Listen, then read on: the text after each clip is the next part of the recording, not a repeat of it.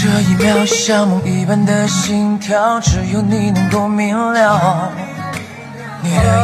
这次来参加湖南卫视的春晚，会带给我们什么样的舞台呢？可以先透露一下吗？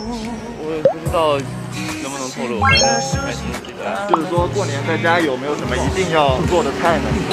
包饺子吧。哦，宁哥在家是会自己包饺子是吧？对。新的一年有什么样的工作安排呢？最近有发现你有唱非常多的 OST。是的。还会录好多。